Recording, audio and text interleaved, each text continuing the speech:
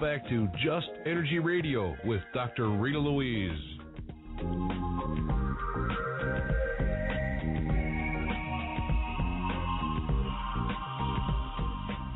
Hello and welcome back to Just Energy Radio, and thank you all for staying tuned to the second hour of the show. We've been talking to Rabbi Wayne Dosick about his book, The Real Name of God. His website is soulbysoul.com, as well as God is Enochi. A-N-O-C-H-I, God is Enochi. I'm annoying about the whole thing. Just ignore that part. A-N-O-C-H-I.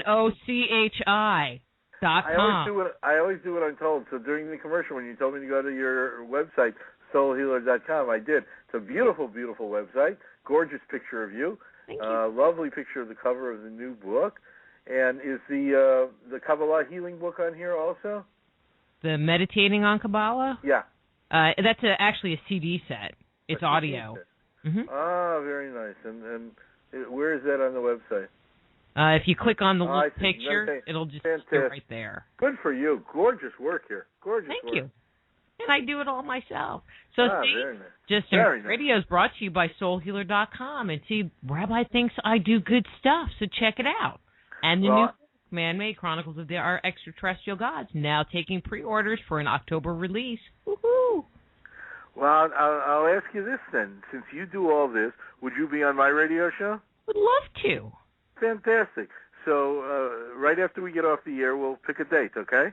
It sounds perfect. So don't go away when we pick a date. Ladies and gentlemen, Dr. Rita Louise will be on my radio program, Spirit Talk Live, on healthylife.net on your internet. It's 11 a.m. on Wednesday mornings, Pacific time, and corresponding times around the country. And we're going to look for a September, early October date for Dr. Rita Louise. Very cool. All right. What's the name? Say the name of the show again. Spirit Talk Live.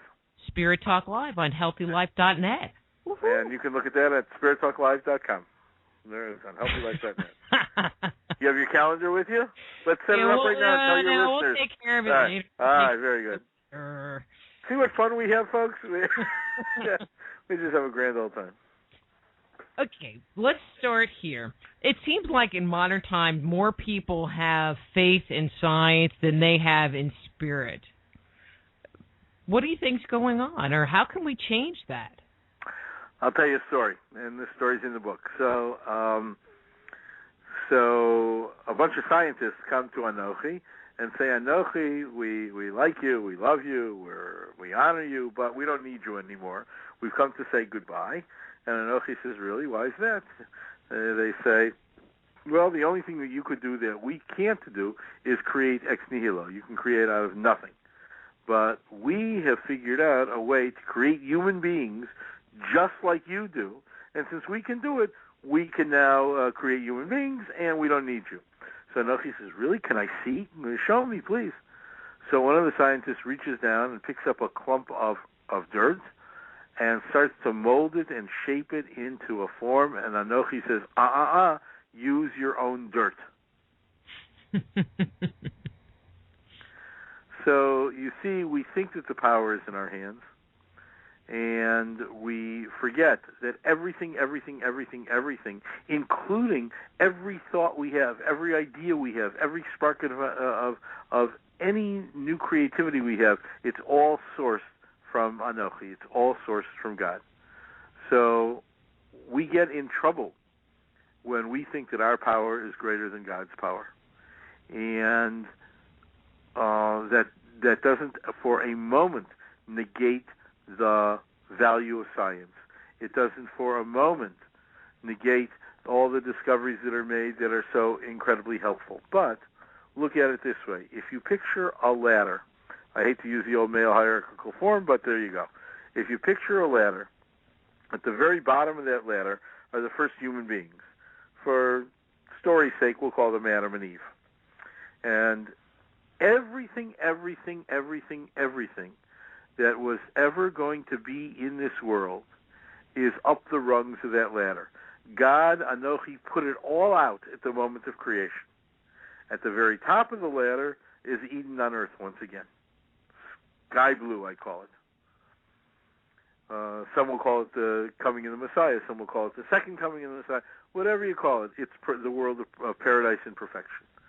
So what happens is that in each generation we stand on the shoulders of the ones who have come before us, and we pluck out the next new thing. We call it a discovery, or we call it an experiment, or we call it a new idea, whatever we call it. But it's already been there. We just grow wide enough, big enough, expansive enough, wise enough to find it. And that's why we don't have to reinvent the wheel in every generation, because we find what's already there. And by standing on the shoulders of those who found what they found in their generation. And so, actually, it's my definition of genius. Why do we still watch, go to a museum and look at Rembrandt, or why do we still go to a concert and listen to Beethoven? Because those were geniuses who had the ability to leap over a number of rungs of the ladder to pluck out something which in normal progression wouldn't come for another 3 or 4 generations, because it's so brilliant. It's all there. Anochi put it out for us all at the same time. So there's this great quote from the Dr. Robert Jastrow. I don't think I have the quote exactly, but he was the director of NASA, of America's space program. He was a physicist. And he said, scientists climb and climb and climb the mountain, and just as we get to the top, we look over the peak, and we see theologians who have been sitting there for centuries. So that's it. Science finds, science discovers. Science does not create anew. It finds what God has put out there already from the very beginning. And all we have to do is remember that. Not by might nor by power, but by my Spirit, says God. Well, and you know, they bring us things that are more technological. They bring us, I'm going to say, answers to the big mysteries of life, even though when you really look at it, it's only the big theory in life, or, you know, the big theory to the mystery of life. But they don't really bring to the table things that are issues that have plagued us since the beginning of time. You know, we still haven't figured out how not to fight with each other. I mean, that's one of the biggest ones. We still haven't figured out how not to fight with each other, and it doesn't seem like that's really the message or the mission that God put us here for. And so, how do we do that? We get deeper and deeper in touch with God through prayer, through meditation, through prophecy, and we ask that question. We put that out into our meditation. We say, God, Anochi, please show me the way. Please show me the way, and then will come you in your community, somebody else in his or her community. Each person will get a little piece of the puzzle. And instead of ignoring it, or instead of being exasperated because we don't have the whole puzzle, we begin to put it together little by little, little by little. You know, at one time, it wasn't that long ago, when leeching blood with leeches was the big medical discovery. Now we laugh at it. All the things that we think are the greatest new things will be outdated by tomorrow. What is eternal is our soul, and what is eternal is our soul's relationship with Anochi. The more and more we use it, just like it's like any other part of us. You don't use your legs, and it becomes harder to walk. You don't use your hands, and it's harder to draw. If you don't use your soul, if you don't actively engage your soul in a Anochi relationship, it too can atrophy. The more and more we do, the more and more, you know, it's like I would like to be thin and in shape. And I could sit on a mountaintop and say, oh, could I please be thin and in shape?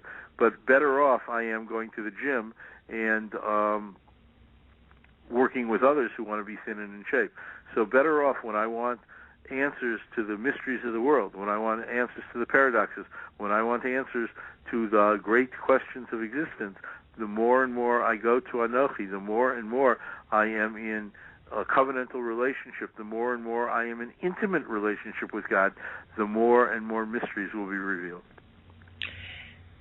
Have you noticed if people have started inadvertently, not necessarily by their direct actions, but have started to connect more to their soul and their soul energy just because it's happening? Well, it may be because I live in California. You know, they say it's like a granola bar, all fruits, flakes, and nuts. But thank you. But I really don't think so. Yes, everywhere I go, there is an awakening. There is more and more light coming into this world. As a matter of fact, I have to tell you, my holy wife, Ellen Kaufman Dosick, is the world master of the psycho-spiritual therapy called soul memory discovery. She does this. She has trained some 400 people all over the world to take this process back to their communities. And she has a channel who writes a weekly blog and has a bi-monthly internet publication called Cosmic Times, where she tells us what's going on energetically in this world. If anybody's interested, it's www.soulmemorydiscovery.com. And by the way, Doctor, she'd be a great interview for you as well. But what Ellen tells us is that at a certain point, there was a breaking point to this universe. And unless more people had chosen for light, the darkness would have weighed us down. But very fortunately, that 100th monkey for people who are choosing for light and enlightenment happened, and the world continues. So the more and more light comes into the world, the better and better off the world is.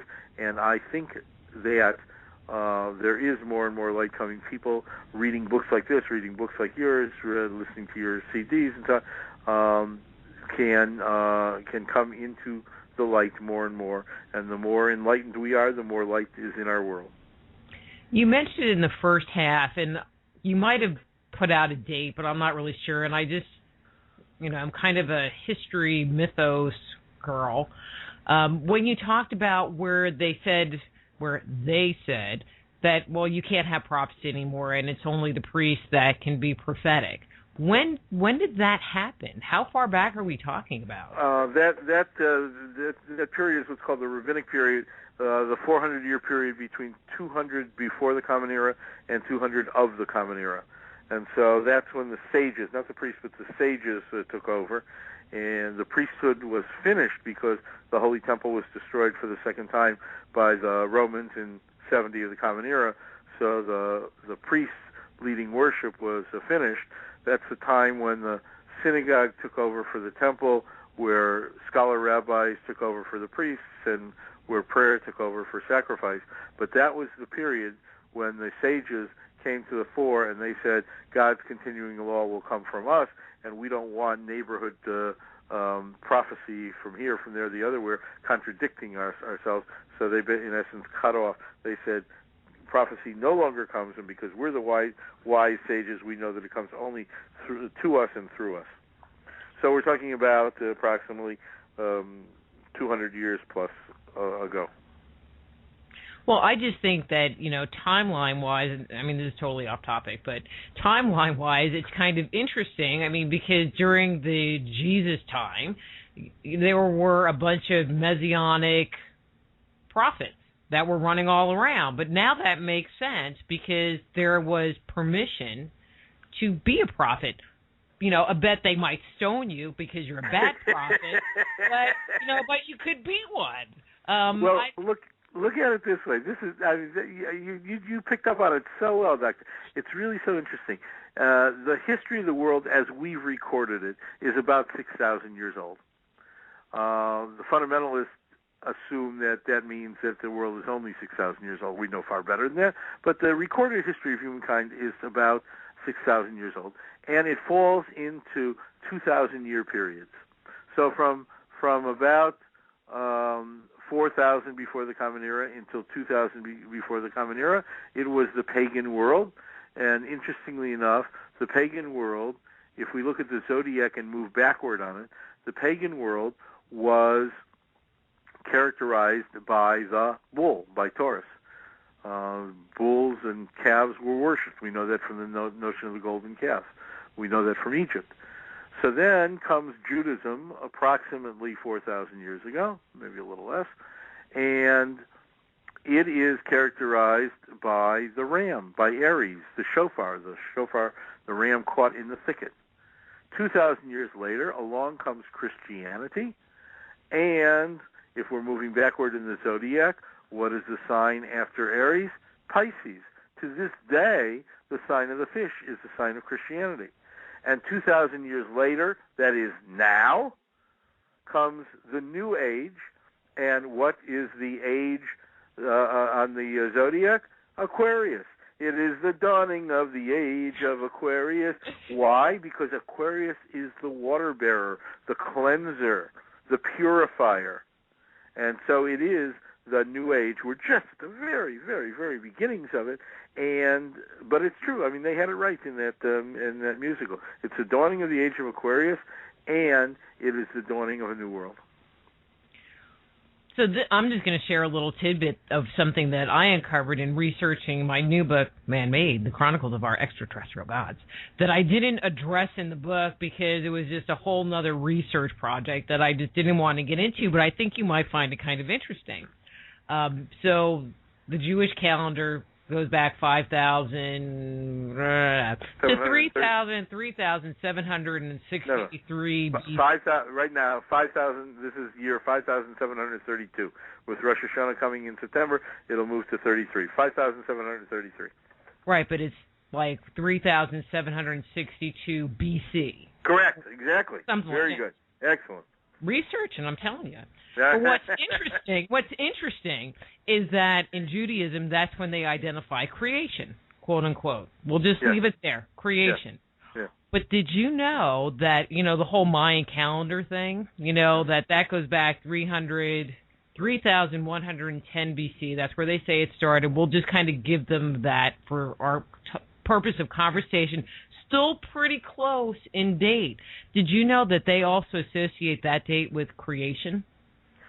I didn't know that. That's fascinating. I know. I just am like, and then in the Hindu culture, the Krishna leaving the planet started off the Kali Yuga, which is the current Yuga that we're in. So it's the new cycle of time, 3,114 BC.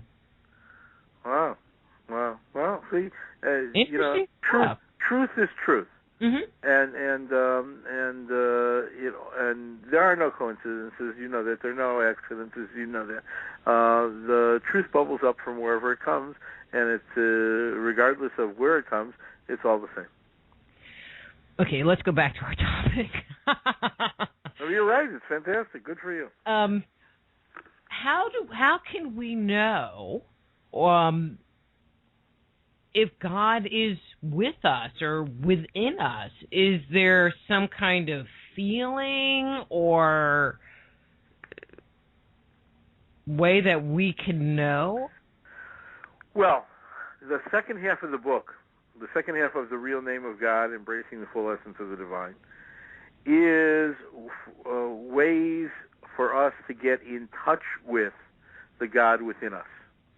So the first half of the book is the proof text and the revolutionary discovery of the real name of God. And now, how do we be with this God? So there are many, many ways. So, for example, one way that I talk about in the beginning is to breathe, to be aware of the breath of God within us.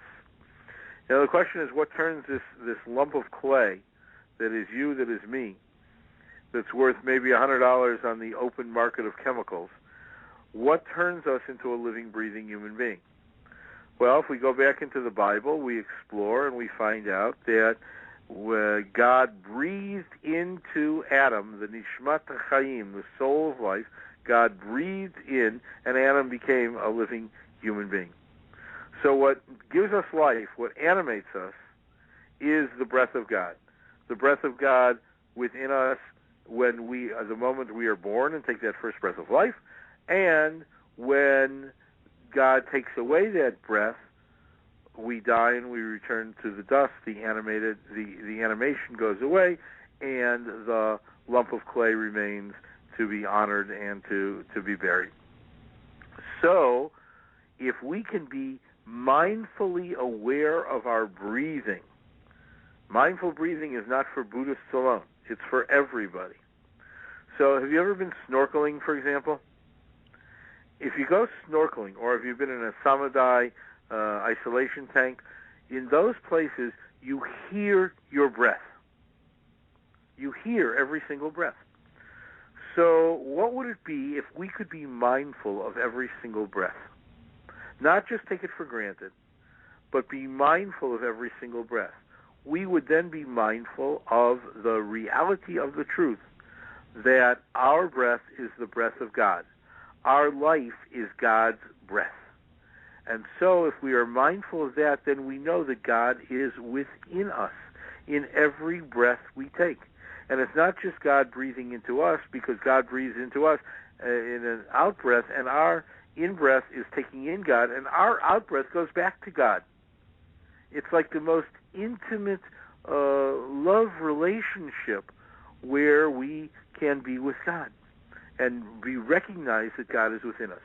And so along with the book, on the website, www.godisanochi.com, we have 30 chants, C-H-A-N-T-S, chants.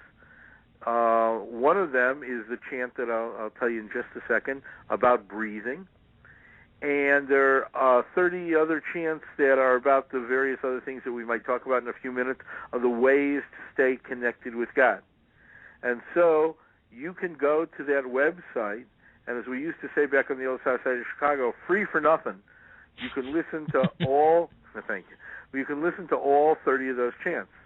Or if you'd like to own them, there's a way to purchase a download into your iPod or whatever other device. Or if you'd like to own a hard copy CD, you can order that, and we send that to you. There's also a companion book that goes with the chants. It's called The Care and Feeding of Your God Self, a little booklet of chants, more teachings and prayers, poems and meditations for the inner spiritual journey. So that's there. We also have a gorgeous poster for meditation. You can put the Anochi poster on your wall and use it as a symbol for meditation. So you hear these chants and you sing these chants, and it brings you into connection with whatever issue that you're dealing with in ways to stay connected to God. So the breathing chant is the Hebrew word ruach. It's another one of those words. But it's also breathing, and it has a little melody. The melody, you can even hear the whoosh in the ruach. And when you chant this, it helps you stay aware of your breath. And therefore, it helps you feel and know that God is within. So it goes like this. Ruach, ruach, ruach,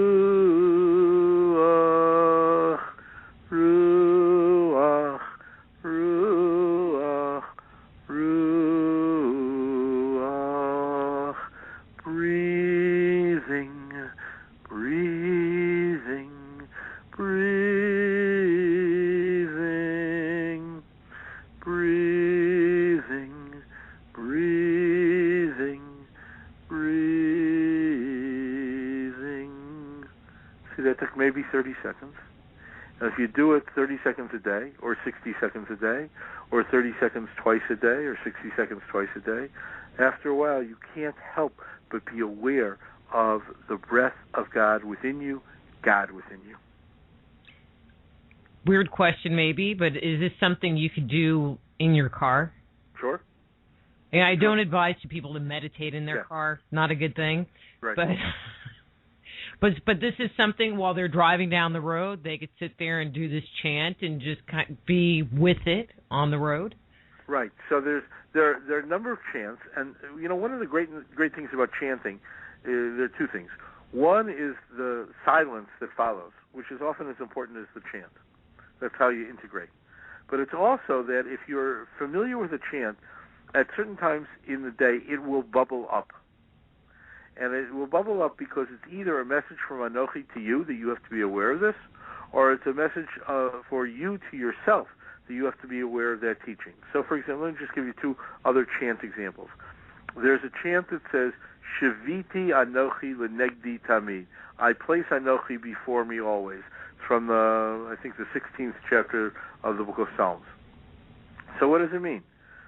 what does it mean to place Anochi before me always? Well, the kids on the street would say, you put Anochi in your face. It means that Anochi is everywhere. Anochi is always everywhere. We just are not always consciously aware of it. We don't pay attention to that. So it means that if we do pay attention, wherever we turn, there's Anochi. There's God right in our face. And so the chant goes, Shiviti Anochi Lenegdi Tamid, I place Anochi before me always. That's the chant. What happens if all of a sudden you're just driving along, or you're walking in the street, or you're in a car, or you're in a shop, and that chant bubbles up in your head? It's a signal, a sign to you to say, where am I forgetting God in this moment?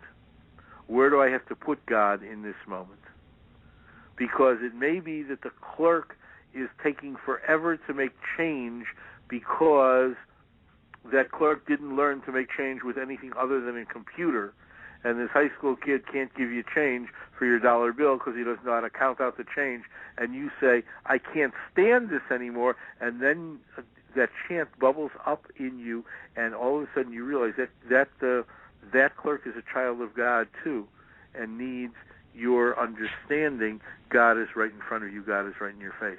And so we put in another chant that says, grace, which is providential love. You get it just because God loves you. Chayin is the Hebrew word. Chesed is the word for covenantal love. You get God's love because you are in covenant with God. And rachamim, which means compassion. And there God has a choice. God can either give you compassion or not. So you ask for that compassion. And once God gives it to you, then you give it back to God, because it's not easy being Anochi. It's not easy being God. So God needs your compassion also. And it also means that you give compassion to that poor clerk in the store, or the teller in the bank line who takes forever, or the guy who cuts you off in traffic. And, of course, then you give compassion to yourself, because who needs your compassion more than you do?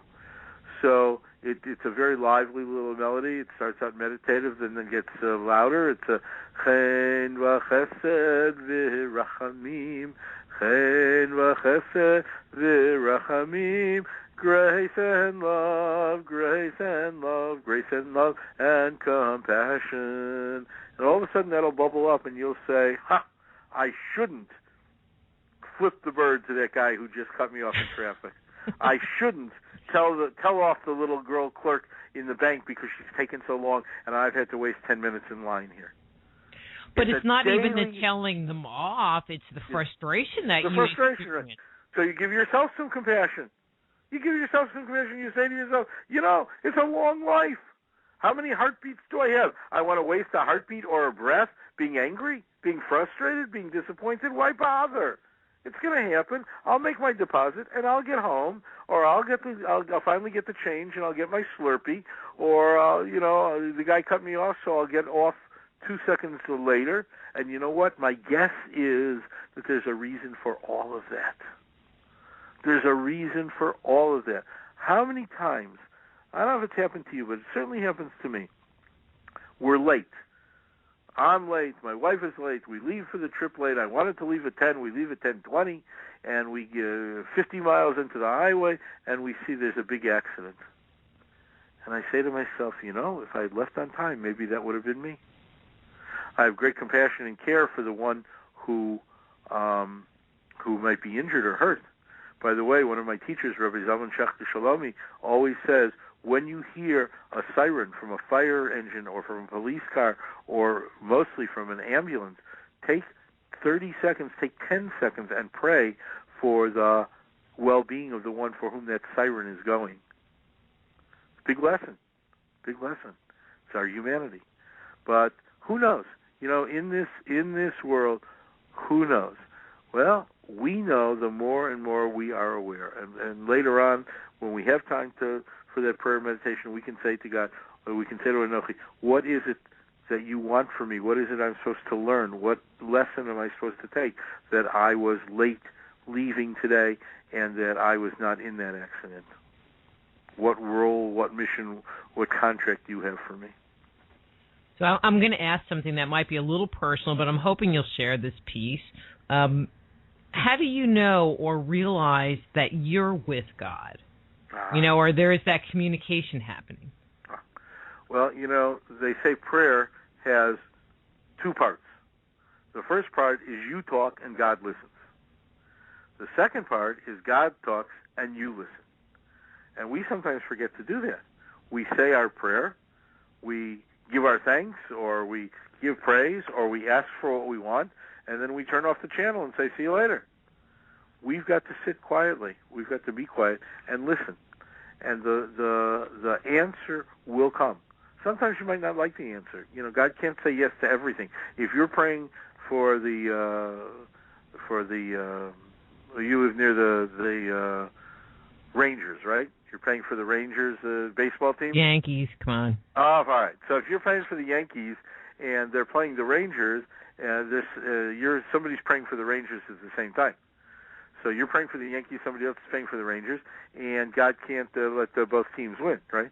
So, God doesn't deal with sports scores or little red wagons for children. Parents give little red wagons for children, or A's on tests. Students study and get A's on tests.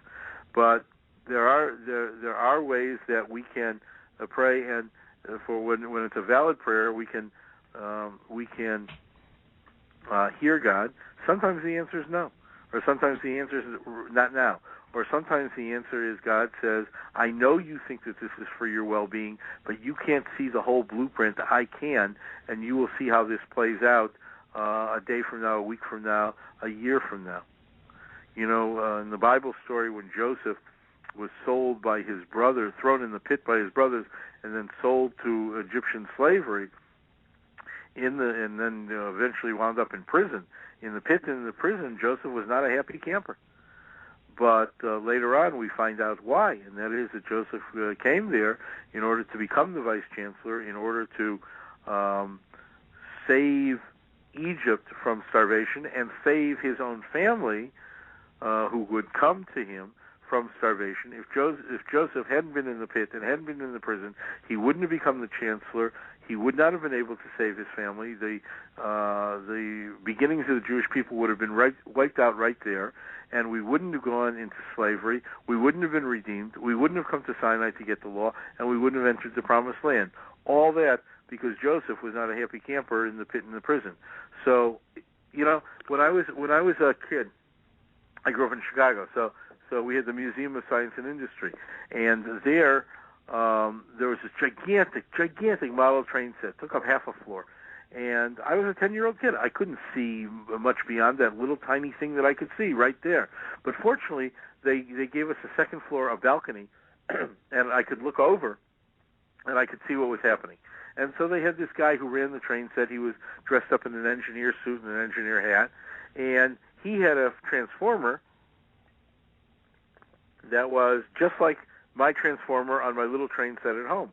And I knew that he could do whatever he wanted, and it was his choice. But I knew that if he pushed his hand too slowly, the train would stop, and if he pushed his hand too fast, the train would run off the track. I had that supervision, if you will. I could see what was going to happen even though I had no control over it. God has that supervision. And so sometimes God says to us, you can't see this now. Your vision is too clouded or too small, but I'm telling you this is for the greater good, even when it may result in your own personal suffering. Even then, or your personal anguish, or your personal pain, even then, it plays into the greater blueprint that I have set out for the world. Okay, but what's up with that? That personal pain, personal suffering, bad stuff that happens to people or happens in the world. And I'm just going to say it. It's like, God's supposed to be loving, and this is supposed to be good. And why is there so much pain and suffering? Well, there's a lot of pain and suffering because God gave us free will. And in the example we were using before, Hitler used his free will to do horrible evil. I once gave an exam at the university. I said, where was God at Auschwitz? And kids wrote page after page after page in the blue book, and one girl wrote one sentence. I said, where was God at Auschwitz? She said, where was man? We were the ones who used our peace and goodwill to conquer the one who was using his free will for great evil. The joke is you never buy a car that was on the assembly line on Monday or Friday because the workers aren't paying enough attention. It's not true. I don't want to get the auto union workers on my case, but sometimes if your brakes don't work, it's because God never gave a guarantee to steel or to rubber or to the mechanic who didn't turn the wrench far enough. So what God gives us is the ability to overcome evil, bit by bit, slowly, slowly. So it means that we've learned to build skyscrapers on ball bearings. So earthquakes don't tumble a skyscraper that's built on ball bearings. We've learned to build flood levees and floodplains. There was a flood in St. Louis a couple of years ago. They had built, I don't know the exact number, just I'm making it up, they had built a flood levee that was 25 feet. If the waters had only risen 24.5 feet, they would have been utter geniuses. Unfortunately, it rose 26 feet and flooded the whole plain. So if they'd made it 27 feet, they would have been geniuses. So, it may not be smart to live on the Mississippi, or it may be productive but not smart. It may be beautiful to live in San Francisco but not smart. But we are finding ways to tame the monsters of the universe. When I was a kid, everybody died of polio. I remember those pictures, kids in iron lungs and all things. Dr. Salk came along, followed by Dr. Sabin, found the cure, discovered it, plucked it out from that ladder, and anybody with access to the polio vaccine no longer dies. In my grandparents' generation, it was smallpox. Anybody with access to the smallpox vaccine no longer dies. I'm standing here to tell you today, as strange as this may seem, just as it seems strange at the harmonic convergence, but I'm telling you today, somebody will pluck out the cure for cancer, and no one will die of cancer. Someone will be able to manipulate the genome, and things that Alzheimer's will be eradicated. Now, will it be in our lifetime? I don't know. Do we begin? Of course. We're not commanded to complete the work, but we're commanded not to desist from it, to do it. So all of those things, we do these things more and more and more. It used to be that young husbands dropped dead on the tennis courts, and then they were able to do an autopsy, and they saw a congenital defect and give that man's son a little operation, and that kid won't drop dead of a heart attack on a tennis court. He'll die eventually, because we're all going to die eventually. But, of course, our souls are eternal, so that's okay, whether we're on this side or the other side. But what God did was give us the ability to tame the monsters of evil that are in our lives. One of the things that I have found, you made the example of the levee in St. Louis. They built it 25 feet, and then there's part of me that thinks, well, how much do you want to bet that the guy who came up with the design for the levee had it at 28 feet, and then somebody came in on the back end and said, well, that's too high. 25, that should be enough. We had a committee meeting. But it always works. All right, in my experience, that's how it works. That's great. Good for you. Well, my house, Ellen and my house burned down in a Southern California wildfire. Burned to the ground. We lost everything we have. Anybody who is interested in the saga of that, it's in my book called When Life Hurts. And so people said to me, where's God in all of this? Where's God in all this? Well, God's in many, many places. One, of course, in the hands and the hearts of friends who came to help and to take care of us and to help us out. And God is in our ability to overcome, to build a house not with a shake shingle roof, but with a fireproof concrete roof when we rebuild. And God is in the choices that we have to make our house safer, and to all kinds of places. And so God's in the verse in the Psalms. It says, "From the depths I called out." Well, I call out and I say, God, I can't do this by myself. My life is shattered. I have nothing except the clothes on my back, and I say to God, I need your help. I need a small measure of your strength and your wisdom and your integrity and your compassion and your friendship and your fortitude and your love. And God gives me a little bit and lifts me up slowly, but forcefully. God lifts me up out of the depths. Without God, I couldn't have done it. With God at my side, I can do everything.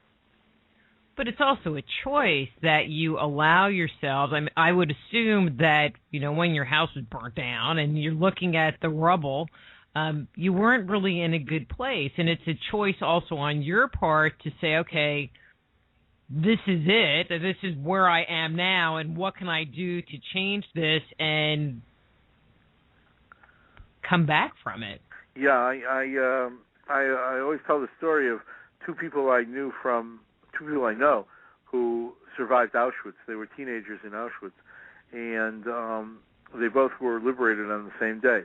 And one woman came out, and she went into a DP camp, and she met a man who had survived from her hometown, and they eventually married, and they had children, and they came to the United States. She talked her way into college because she hadn't had a day of high school. She talked her way into college, and eventually has a PhD in psychology and goes all over the world helping people face hard times. And the man lived and breathed, but he never really lived. He never married. He went from job to job. So somebody once said to him, "Have you ever forgiven the Nazis for what they did to you?" He said, "Forgive the Nazis? Never." So the person said, sadly, they still hold you in the concentration camp, the prison of your own mind.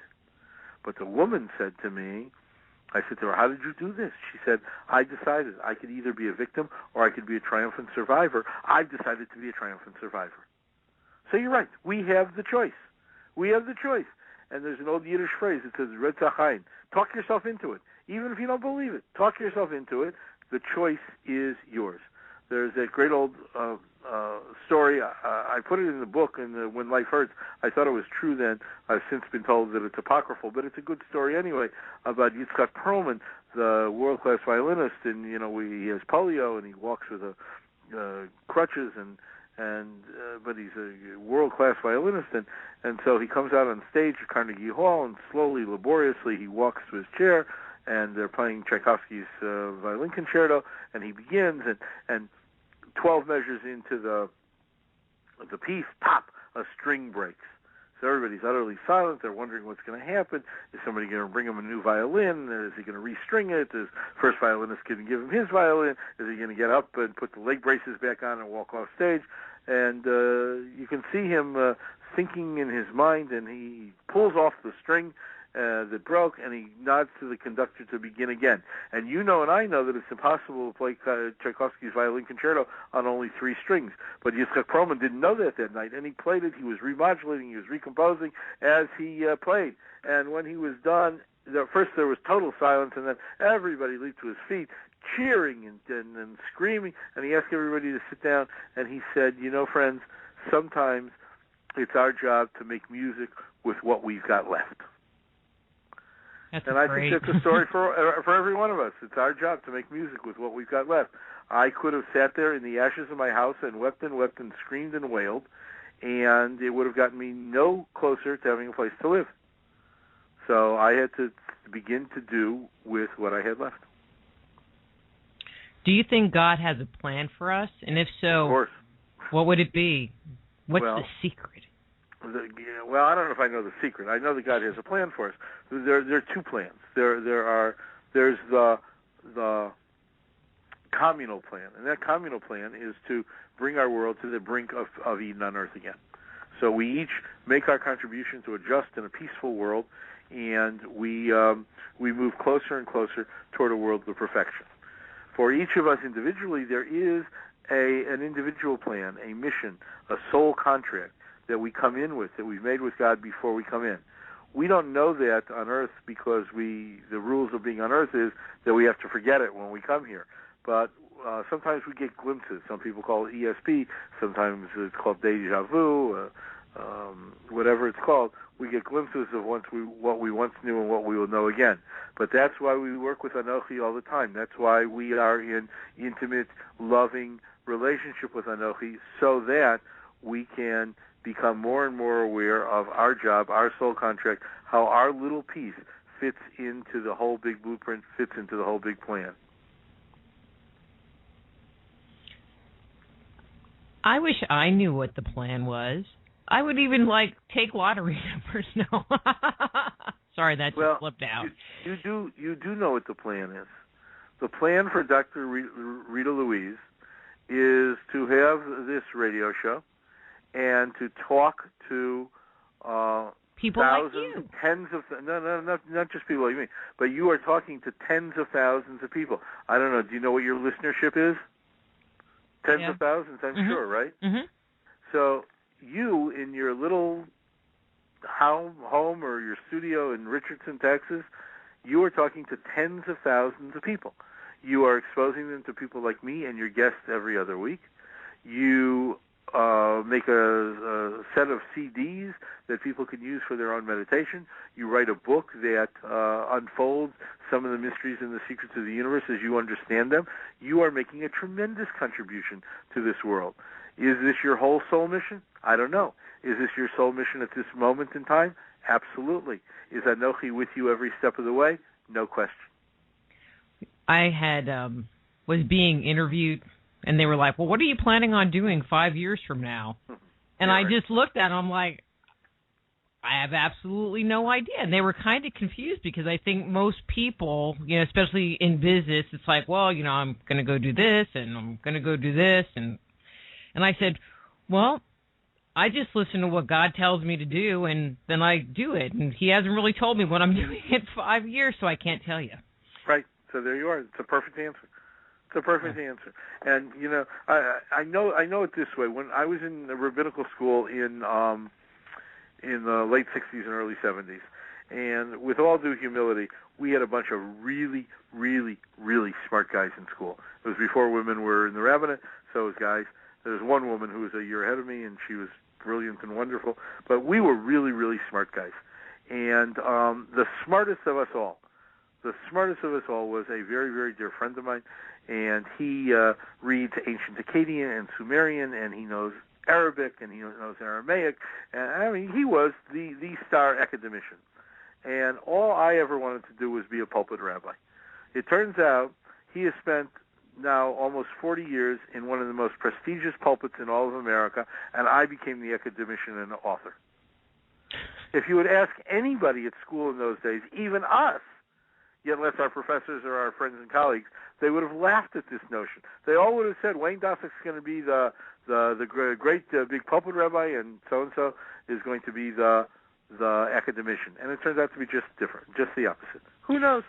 But it seems like the path you have gone down I don't know if, do you consider well, I'll assume you're not conservative, but do you consider yourself, are you a Reformed Jew? Where do you find yourself in the spectrum of Judaism? My exposure to the little bit of work that I've seen, it seems like you take a much more expansive view of the world.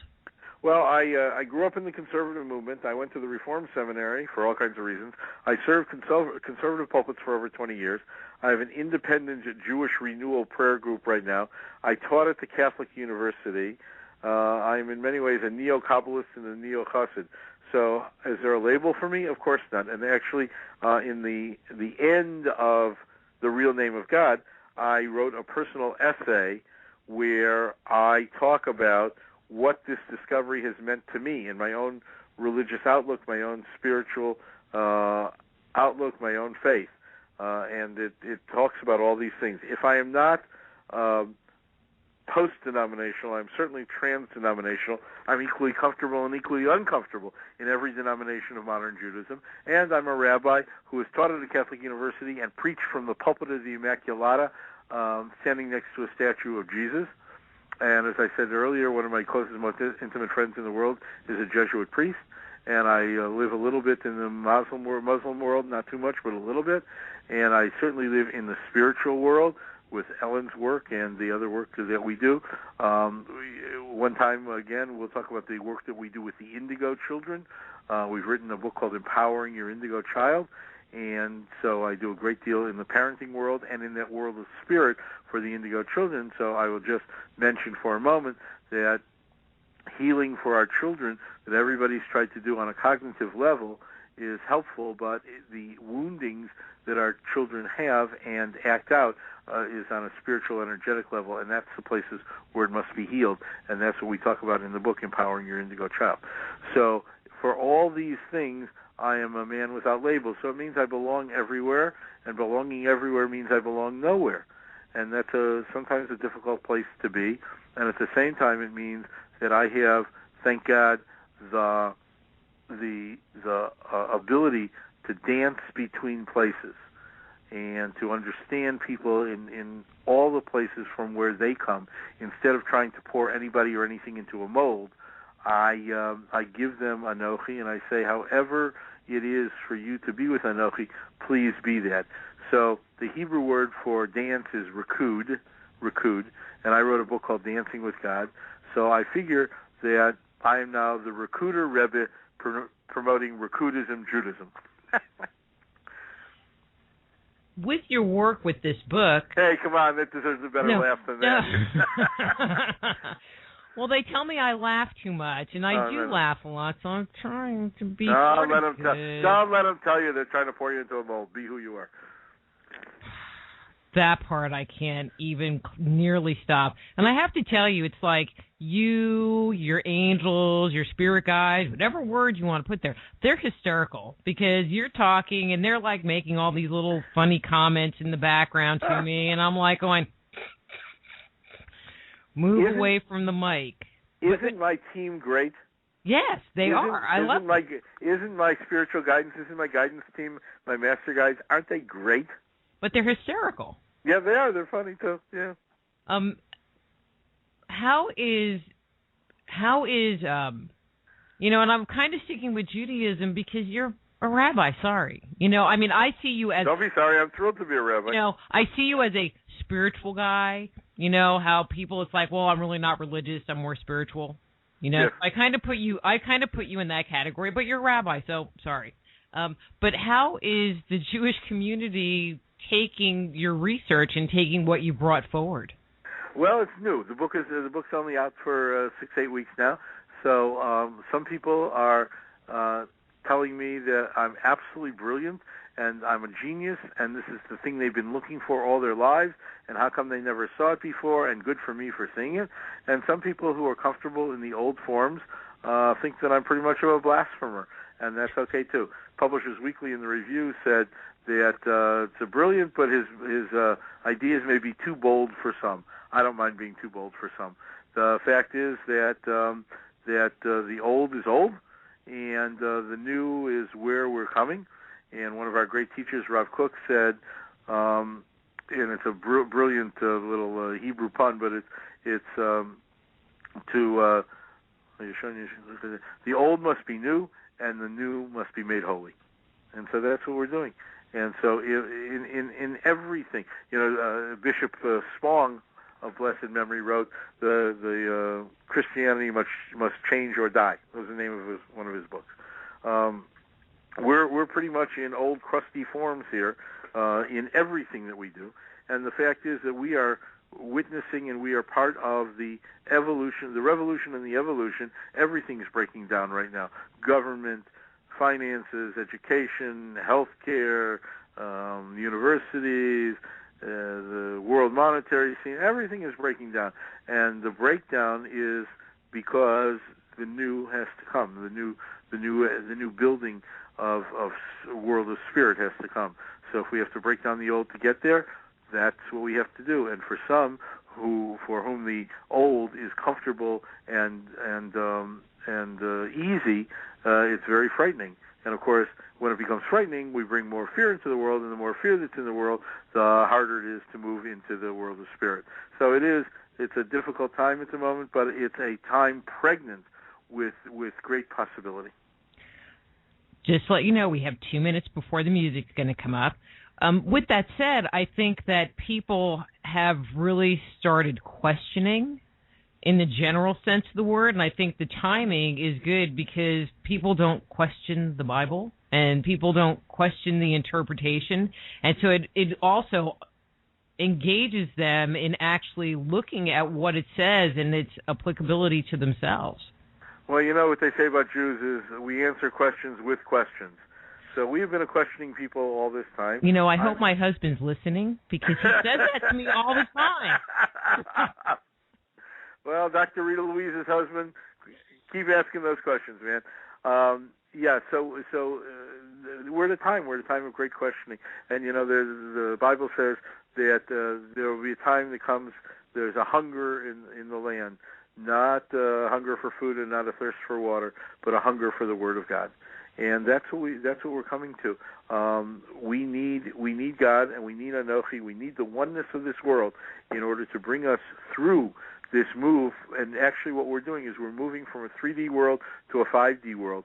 And we need both this communal and this personal, intimate relationship with God to lead us and guide us through that world. And that's why I wrote The Real Name of God. All right, I got 1 minute, so here's a loaded question for you. You got 1 minute. So is that what you believe, that the return of the Mossad is actually going to be a transformational shift in us as opposed to the return of a person? Well, there may be a person who leads a person or persons. It depends on who you think is an ascended master, but there may be persons or persons who lead us and teach us and guide us on the way. But yes, the world of what I call sky blue from that old childhood game of hopscotch, the world of sky blue, the perfect world, will be transformational moments in this world. The Mayan end of the Mayan calendar is not the end of this world. It's the beginning of a new world of spirit and light. Cool. Well, I know the music's going to come up here in a second, so thank you so much for coming on the show. And you're going to come back and we'll talk about indigo children and who knows what else. A great pleasure. So please stay on the line and we'll set up a date for you to be on my program. Ladies and gentlemen, Dr. Rita Louise will be on Spirit Talk Live on HealthyLife.net. She'll let you know the date that we choose, and we'll be able to continue this conversation about her work because I found such a good new friend. Yeah.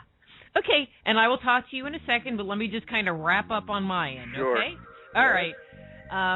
So that was Rabbi Wayne Dosick. His book is The Real Name of God. His web pages are www.soulbysoul.com, and the web page for the book is www.godisenochi, he's going to remind me later, ANOCHI.com. And then next week we have two guests on the show. In the first hour, Joshua Shapiro talking about crystal skulls. And in the second hour, a good friend of the show, Carmen Bolder, talking about the secrets of the pyramid. And so until next week, I'm Dr. Rita Louise. This is Just Energy Radio. Be blessed.